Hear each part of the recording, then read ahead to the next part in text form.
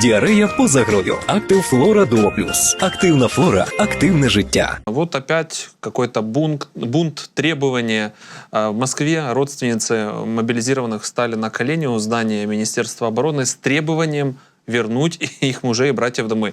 Я просто почему смеюсь? В одном предложении встали на колени с требованием. То есть само уже это предложение очень интересно построено. Не ново, да, действительно. Но в связи с этим у меня вот такой вопрос. Очевидно, что россияне, ну, некоторые, наверное, все-таки устали от войны. И, соответственно, не хотят, вот, ну, выходят же, требуют, чтобы их родственники вернулись домой. Но как это вот вписывается в ту формулу, которую мы уже все давно вывели, что Россия без войны, в принципе, жить не может. Их политики об этом постоянно говорят, что вот, ну, я где-то слышал, кто-то там сказал, закончим с Украиной, у нас есть новые вызовы. Ну вот Казахстан, например, или что-то такое сболтнул. То есть как бы война — это их не то чтобы стихия, это их проклятие. Так вот, как эта Россия функционирует, когда внутри люди как бы не хотят отпускать, там что-то требуют на коленях, а с другой стороны, эта страна, в принципе, война есть ее фундамент. Знаете, во-первых, по Салтыкова-Щедрину, когда встанут люди на колени перед барским домом, стоят подлецы и ведь знают, что бунтуют, и все равно стоят. То есть это нормальная форма протеста на коленях, когда это максимум, который они могут себе позволить, это абсолютно четкие требования, это бунт валяющихся в ногах людей.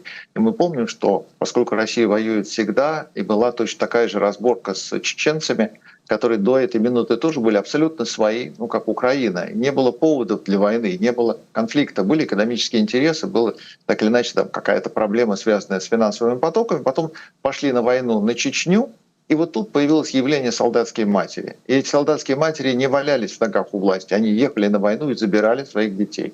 И сейчас, если солдатские матери поедут в Украину забирать своих, то, ну, во-первых, украинцы по ним стрелять точно не будут.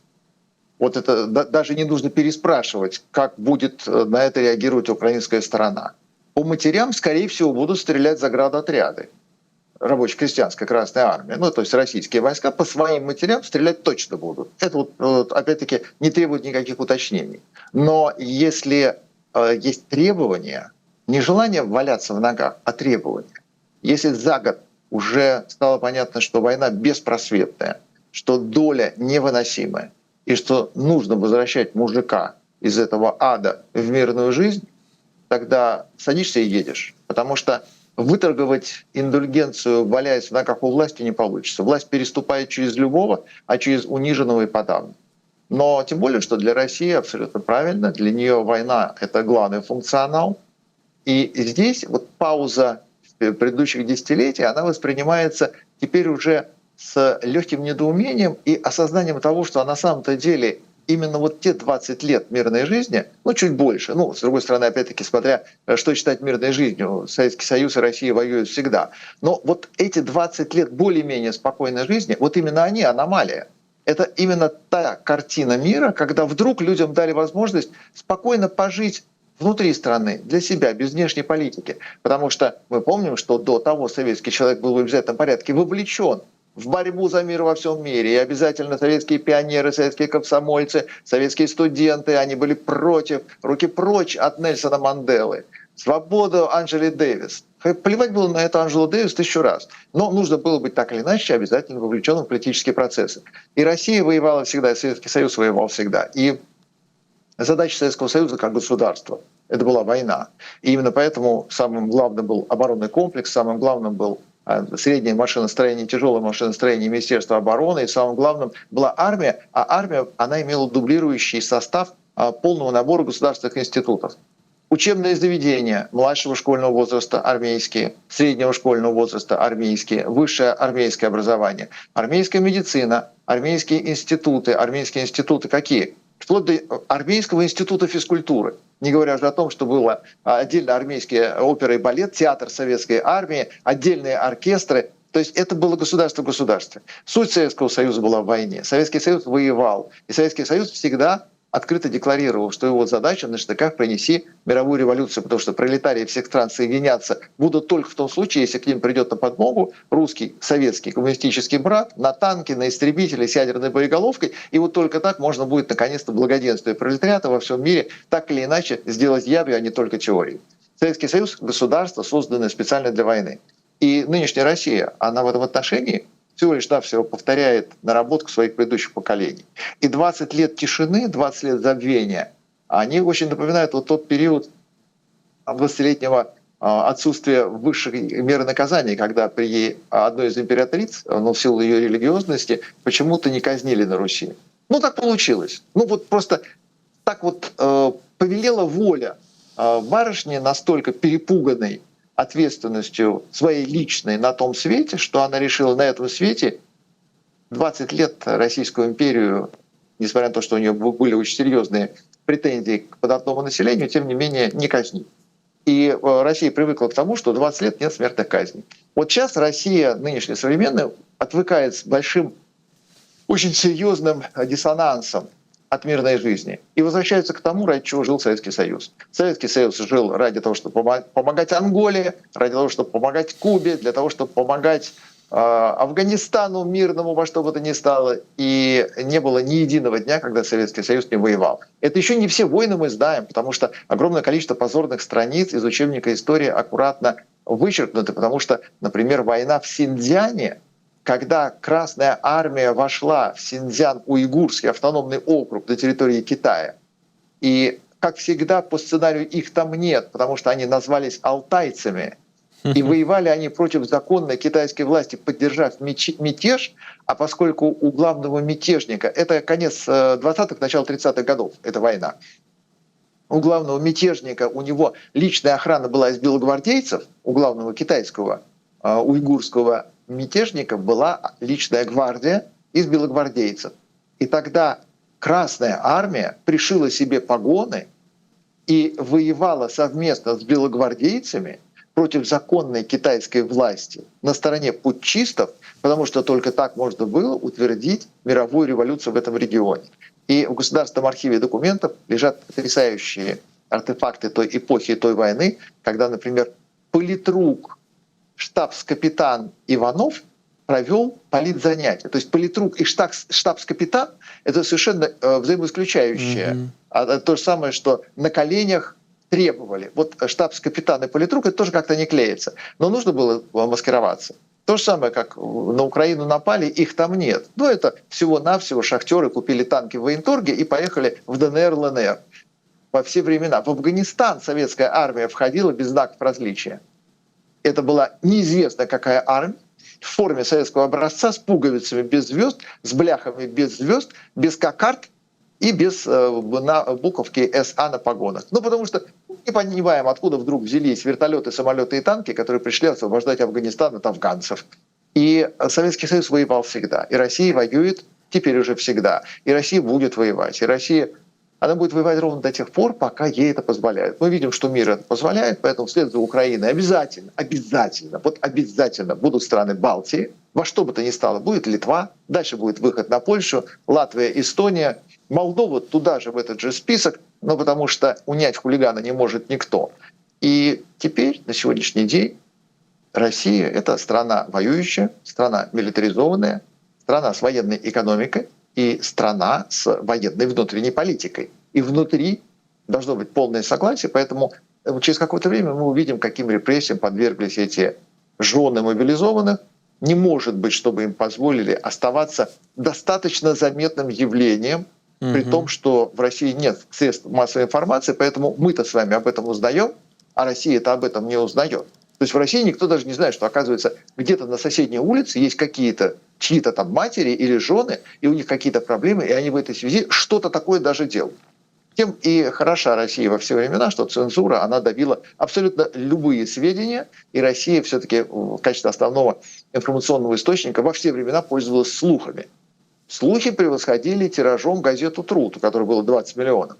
И слухи об афганской войне, слухи об Анголе, слухи о чеченской войне, они не очень были подтверждены официальной информацией. Поэтому мало кто знал, мало кто что понимал, хотя чеченская война попала на период все-таки более-менее свободной прессы, и поэтому та же самая Политковская успела перед смертью довольно много рассказать и показать, что в итоге ей, конечно же, не простили. Россия будет воевать, Россия страна военная, Россия страна для войны, и все податное население, которого никто никогда не спрашивает, будет обязано по-прежнему по щелчку пальцев своих детей тараканищу отдавать на съедение. Это абсолютно нормальное существование России на протяжении периода даже больше, чем 100 лет.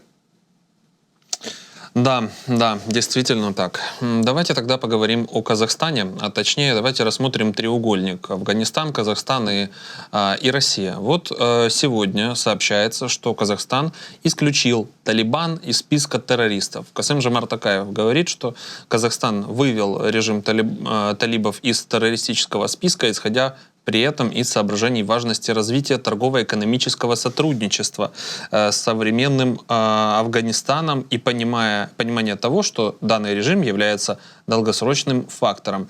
Это плюс-минус тот же текст, просто другими словами, который сказал Лавров или кто-то там из них, что вот как бы так вот сложились обстоятельства, вот как бы надо с ними чего-то там говорить и договариваться. Но от Казахстана это было слышать немножко необычно, потому что мы понимаем, что они как бы развиваются, так сказать, в унисон с Россией, но все же Казахстан постоянно позволял себе различного рода ответвления, жестов непокорности, но, понятно, везде ищет свой интерес, как и, в принципе, любая другая страна. О чем говорит вот сегодняшняя новость и то, что Казахстан исключил Талибан из списка террористов? Учитывая, что экономический потенциал взаимодействия с Афганистаном равен нулю, из Афганистана, кроме опиума, в принципе, ничего другого получить невозможно, Советский Союз пытался из Афганистана хоть что-то экспортировать для того, чтобы явить миру некую стабильность экономического благополучия, сказать, посмотрите, какая-то страна, с ней можно даже торговать. Было два вида товаров, которые из Афганистана все-таки могли вывозить. Это кишмиш в мешках и ковры ручной работы. Ну, нельзя сказать, что это ковроткаческая промышленность, потому что это кустарный промысел. Но в Москве на станции метро «Беговая» был специальный магазин, в котором, он так назывался, «Афганистан», пытались что-то продавать. Наркотики там не продавали, наркотики продавали в другом месте.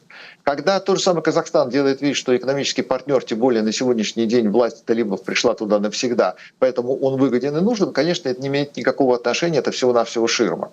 В действительности мы видим, что параллельно с тем, как Казахстан на весь мир сейчас только что опозорился по просьбе Путина, точно так же сейчас, например, в Монголию приехал Лукашенко позориться и тоже рассказывать монголам о том, что они находятся в состоянии очень сложного политического маневрирования и не должны допустить ошибок.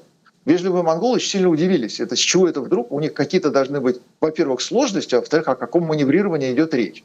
При этом Лукашенко, поскольку он совершенно не понимает Монголию, он приехал тоже рассказывать о том, что у них есть прекрасные перспективы для взаимных экономических отношений. Вот, например, белорусы, у них есть китайские автомобили, и они готовы китайские автомобили поставлять в Монголию, где эти китайские автомобили дешевле и быстрее. А еще они могут в Монголии построить, наконец, скотоводческие комплексы. У монголов, у них пастбищное скотоводство, у них нет ни одного коровника на всю Монголию. Ну, последние так веков 30, наверное. Они им просто не нужны.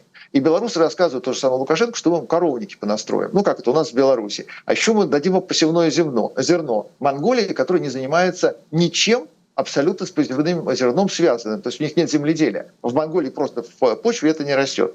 Поэтому понятно, что позорище Казахстана на весь мир, или, например, Лукашенко, приехавший чем-то там угрожать монголам, это не их собственный порыв, это не их интерес. Но у России мы видим на коротком поводке всегда так или иначе. Иногда срываются, иногда отстегиваются. Вот сейчас мы видим, как Армения отстегивается с поводка, но при этом мы видим, как Грузия аккуратно по команде к ноге исполняет ее, несмотря на то, что, конечно, внутренний конфликт с Грузией очень серьезный, но команда к ноге уже исполнена. Точно такая же команда к ноге прозвучала Казахстану, точно такая же прозвучала сейчас в Беларуси. И вот на тебе Лукашенко поехал монголам рассказывать сказки про Монголию. Монголы чрезвычайно тактичные люди. Но просто поскольку Монголия никому не интересна, то та же самая Белоруссия и советская пропаганда, российская пропаганда упускает из виду тот факт, что в Монголии 60% населения составляет средний класс. Где на планете Земля еще есть страны, у которых 60% это средний класс? А задача Монголии, официальная программа государственного управления, президента и парламента, к 50-му году сделать 80% населения Монголии средним классом. И после этого приезжает Лукашенко и говорит: вы знаете, что-то у вас тут с политикой, вы осторожнее, а то вы сейчас ошибетесь. Это монголы-то ошибутся? Да у монголов всему миру учиться надо. Не говоря уже о том, как Монголия с распростертыми объятиями приняла беженцев из России, релокантов, тех людей, которые от войны ушли в Монголию. Монголы им прямо на границе выдавали ВНЖ.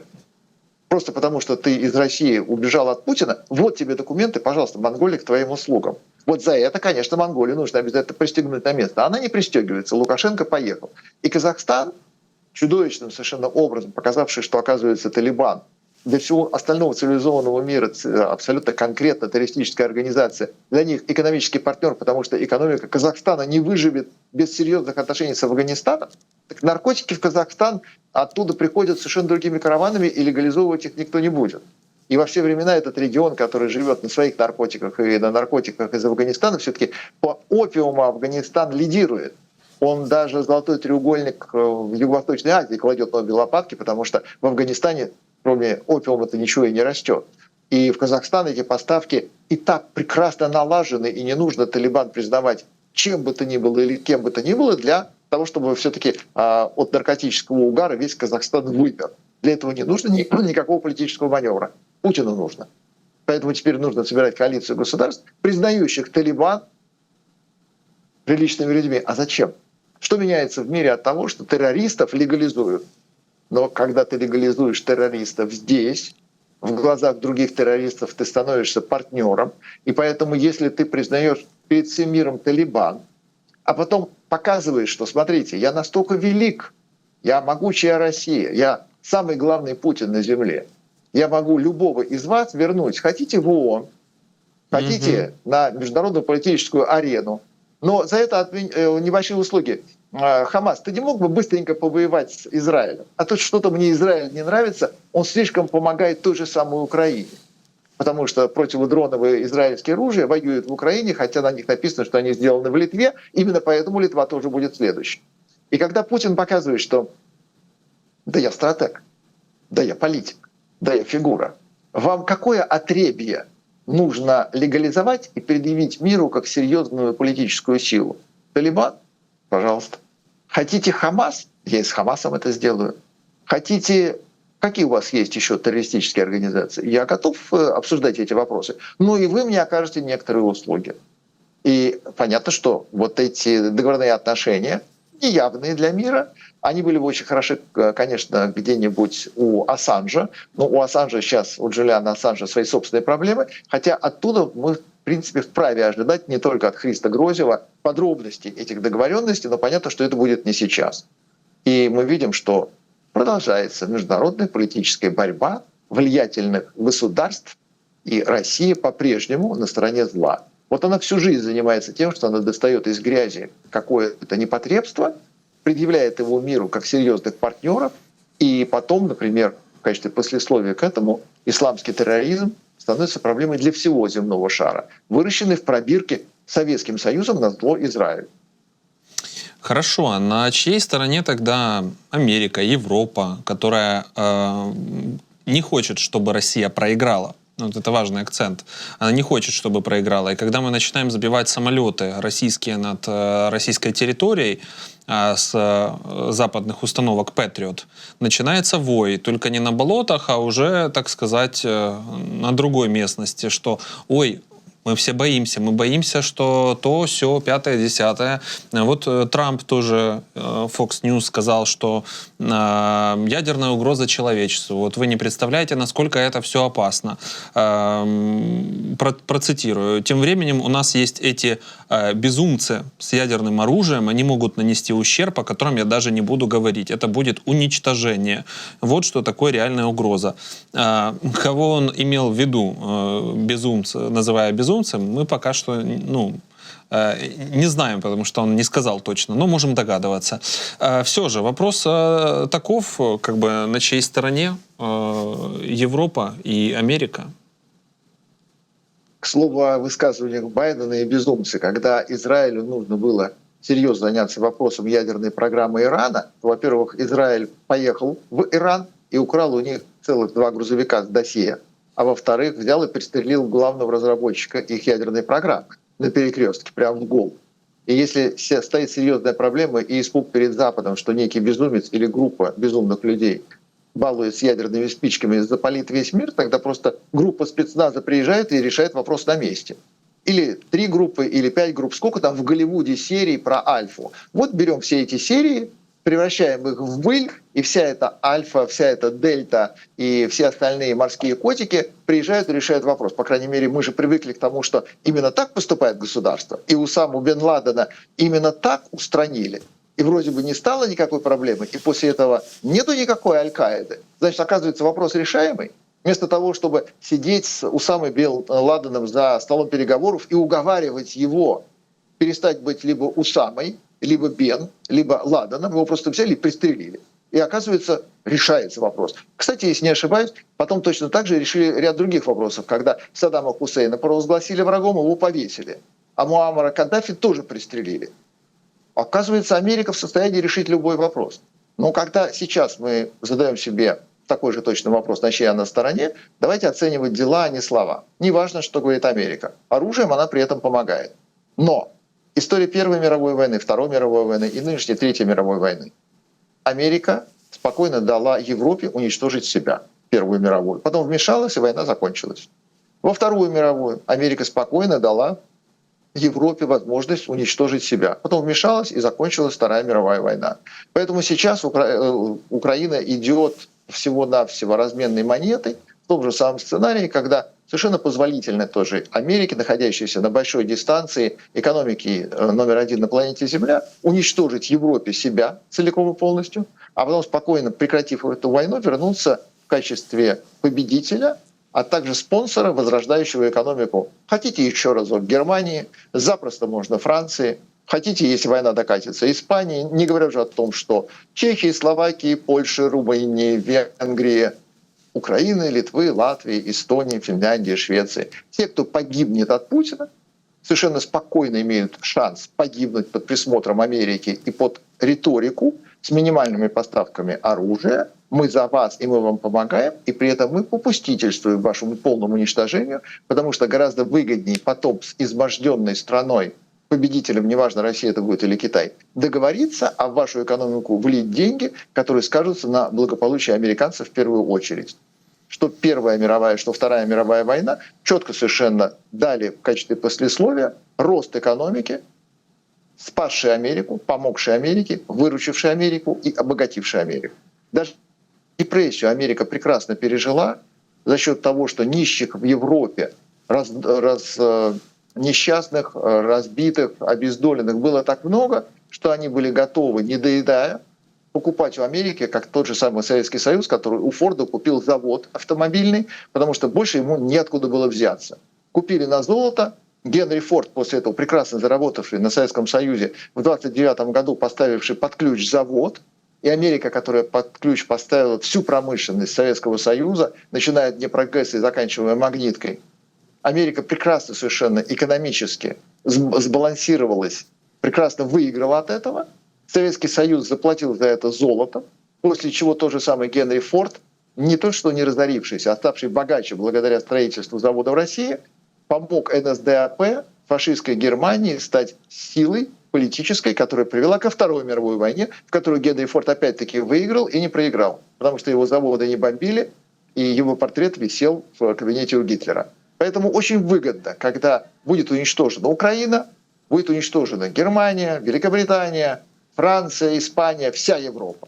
Потом придет Америка и с большим удовольствием, засучив рукава, даст возможность всем еще раз заработать, в первую очередь себе, еще раз наесться, в первую очередь себе, еще раз спастись, в первую очередь себе. Хорошо, давайте тогда вернемся к среднесрочной перспективе, то есть не то, что будет у нас, допустим, завтра, а то, что будет к концу года, выборы президента. Опять-таки поднимается тема не единожды, но тут есть много «но». Тут и саммит мира, и еще многие саммиты, и получение оружия, которое мы так давно ждем, F-16, и разрешение бить по территории России. То есть, знаете, в воздухе зависло так много вариаций того, насколько сильно может ситуация измениться. что пока вот действительно непонятно. Непонятно, чем закончится этот год. И непонятно, что такое 2025 год. Многие говорят, что я вот, когда в своих рассуждениях пытаюсь понять, что в 2025 году будет, я, может, где-то преждевременно это делаю, и что это вообще очень рано сейчас об этом говорить. Но, как мне кажется, эти размышления, если все-таки дадут ответ на вопрос, что будет в 2025 году, то мы поймем, что будет в году 2024, что, собственно, не менее важно.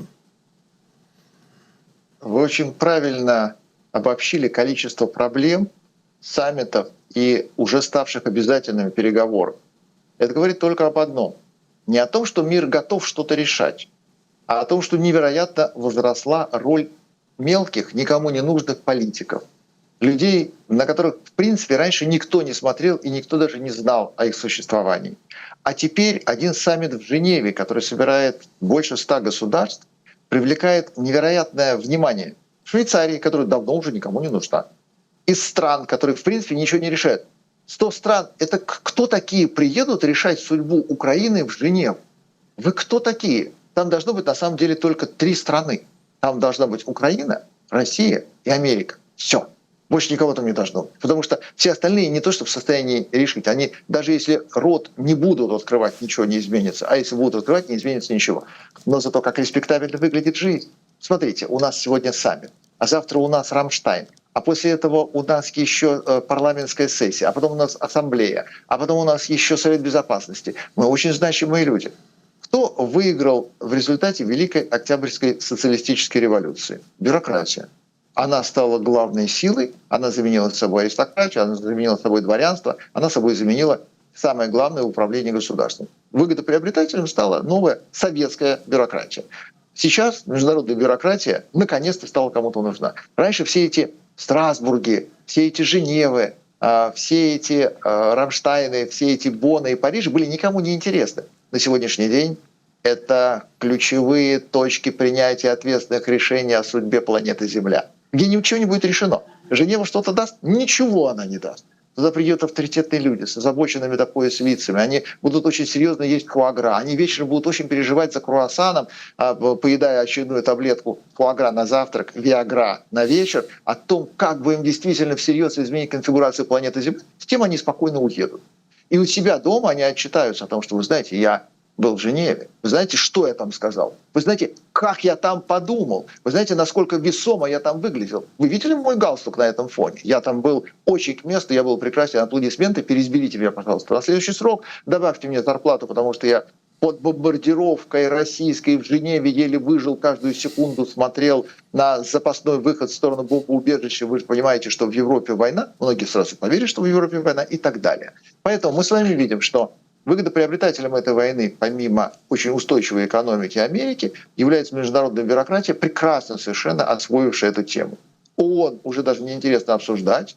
Зерновая сделка закончилась, ООН опять не слышно. Пока было что делить, ООН приехала. И Гутерриш спокойно каждый кораблик сопровождал и рассказывал о том, сколько зерна, из какого порта, куда должны пойти. Как только хлеб закончился, Гутерриш тоже закончился. Мы видим Столтенберга, абсолютно никому не нужного, неинтересного, который, тем не менее, ключевая фигура на Европейском театре военных действий.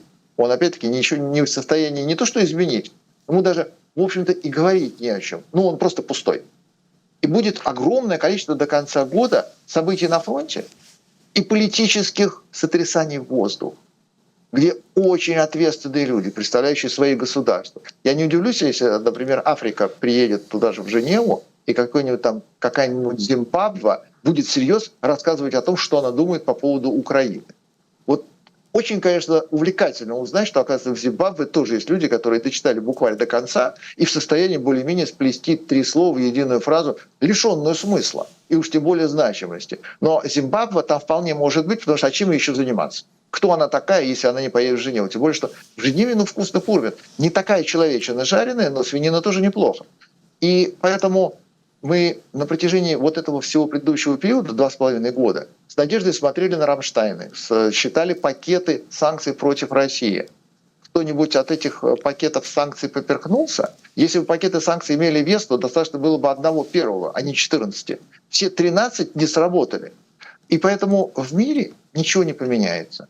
Пустые люди, оттягивая на себя внимание, тратя драгоценное время, будут заниматься ничем. И в отношении них будет таять, и тем не менее пока еще тихонечко тлеет надежда. Ну вдруг вы до чего-то договоритесь. Но вдруг вам действительно не безразлична Украина. Вдруг вы действительно понимаете, что это истребление, это карательная операция. Это не просто пришла армия, это ГУЛАГ напал на людей, потянувшихся к свободе. Но вы даже не знаете, что такое ГУЛАГ. У вас нет этого бэкграунда, вы вообще этого не понимаете. Вы даже в снежки играть не умеете, вы не знаете, что такое зима. А вы беретесь определять судьбу Украины, взвешивая позиции. Да не вам взвешивать. Все зависит, как всегда, только от одной страны, которая прекратила Первую мировую войну, она же прекратила Вторую мировую войну, я имею в виду Америку, и она же может прекратить в любую секунду Третью мировую войну. И она точно может позволить Украине выиграть, а России проиграть, и она этого не сделает. Поэтому весь 24 год это будут саммиты, совещания, надежды, иллюзии. Черноморск объявят вольным городом, Чемберлен — это голова. Ни к чему это не приведет. А в военном плане останется все по-старому. Украине не дадут выиграть, России не дадут проиграть, но на каждое применение того или иного западного оружия по российской территории обязательно будут собираться для того, чтобы всерьез высказаться по этому поводу. Но мы видим, как маленькие европейские страны, передающие свои F-16 Украине, та же самая Дания, говорит: да пожалуйста, это война. Кого хотите, того и убивайте нашими самолетами. Потому что мы прекрасно понимаем, что происходит. В силу нашей маленькой, никому не интересной позиции у нас, тем не менее, есть трезвый взгляд. У нас нет в этом выгоды. Нам тоже страшно. Мы тоже понимаем, что сами мы войну не выиграем, а украинцы за нас ее выиграют, потому что мы маленькие датчане. И поэтому, если в нас полетит, то у нас все разбегутся, никакой армии у нас нет. И Литва это прекрасно понимает, что 40-тысячной армии не хватит для того, чтобы выиграть войну. И Латвия, у которой 7 тысяч армия, и Эстония, у которой 7 тысяч армии, они тоже прекрасно понимают, что нужно помогать Украине до последнего. Потому что за всех сейчас сражается Украина. Вот за каждого абсолютно. За каждого немца, за каждого француза, испанца, португальца, не говоря уже о тех, на чьей территории эта беда произошла. За них, за всех сражается Украина. И Украине будут помогать вот именно так. На словах говорить одно, на деле потихонечку действительно помогать и не допускать ни в коем случае перелома ситуации. Да, к сожалению, тяжело с вами не согласиться. В этой всей истории она действительно так и выглядит. Но давайте попробуем еще вот о чем поговорить, о Китае. Потому что я, если честно, хотел бы оптимистично закончить нашу беседу. И вот эта новость, как мне кажется, очень здорово подходит под обсуждение. Я такой заголовок уже давно ждал. Не часто появляется, но в последнее время все чаще можно все-таки увидеть такой заголовок. Financial Times пишет: Китай требует, чтобы Россия продавала ему газ по внутренним ценам. Китай захотел покупать газ у России по сильно субсидируемым внутренним российским ценам, что Россия считала необоснованным. И вот я думал, когда же Китай вот начнет уже давить на газ? И вижу, что начинает потихоньку. И мне кажется, что это прям не то, что вершина айсберга, а это маленькая вершинка вершины айсберга. Китай давно имеет именно такие выгодные цены на нефть. И российская нефть, она обрушила мировой рынок нефти. После чего Россия проиграла гораздо сильнее. От того, что Россия договорилась о фиксированной цене за баррель нефти на ближайшие 25 лет, засекретила эту сумму и поставляет даром нефть Китаю, Россия осталась у разбитого корыта. Россия поставляет электроэнергию на внутренний рынок Китая по тарифу в 4 раза дешевле, чем на свой российский внутренний рынок. То есть житель Иркутска за киловатт-час платит в 4 раза больше, чем житель Хэйхэ. Осталось только с газом договорятся, потому что Китай прекрасно понимает, что Россия — это слабак, это никто. Россия недостойна уважения, поэтому из России нужно выжать абсолютно все. Китай — это ведь другая культура. У китайцев у них нет чувства стыда. У них, в принципе, отсутствует понятие стыда. Безотносительно того, кто это, русский или американец. У китайцев есть чувство вины. И оно тоже извращенное, оно не наше чувство вины. Это чувство вины в понимании того, что ты виноват, что я, китаец, тебя смог обмануть. То есть с китайцами, в принципе, невозможно договориться ни о чем, потому что у них просто иная ментальность. Они мир видят иначе. У них ценности другие. У них мораль аморальная абсолютно. То, что у них считается моралью, неприменимо в нашем цивилизованном мире. Мы как раз всю жизнь боремся против того, что из себя представляет Китай. Поэтому Китаю сейчас додавить Россию с улыбкой во все лицо, с поставками какого-то количества оборудования двойного назначения, с поддержкой российского оборонного комплекса додавить очень выгодно. Потому что сейчас самое время слабака этого, который виноват в том, что он такой слабак, выжить как следует, а потом, собственно, у него же все то же самое отобрать, потому что программа Коммунистической партии Китая к 50 году решить вопросы несправедливого деления земли по договорам 1848-1850 года с Россией. Поэтому Дальний Восток, он китайский, его нужно будет прийти и забрать, но лучше сейчас бесплатно получать газ, а потом тем более бесплатно, поскольку он свой. Китай это обязательно сделает. И глумиться над слабаком Путина с доброй улыбкой, принимая его в дальнем углу двора и даже не давая ему ковровую дорожку к его автомобилю без номеров, когда Си Цзиньпин на ковре стоял и ждал Путина, цокающего своими подковками по кафельной плитке, бегущему через весь двор, Си Цзиньпину, который даже не шелохнулся в его сторону на полсантиметра. Он стоял, когда до него этот просящий добежит, и ручку-то ему протянет, и облобызает, и попрыгает вокруг зайчиком. И что, после этого не надо пересматривать тарифы на газ? Да, и вы когда вот начали говорить про ценности, что это абсолютно разные миры, смотрим по-разному. Я тут же вспомнил «Искусство войны» книгу, где, когда я вот ее аудиокнигу слушал, там были такие странные, как мне казалось, всегда вот вещи, там «добей слабого», вот «воюй с тем, кто слабее», ищи выгоду там, где вообще не принято искать. Вот такие ценности. Это очень хорошо характеризует то, как вы начали свой ответ, и то, как вы описали, насколько действительно мы и разные, и что мы, как цивилизованный мир, боремся с этими ценностями. Да, спасибо, Сергей. Было очень интересно, как всегда. Спасибо вам. Слава Украине. Героям слава.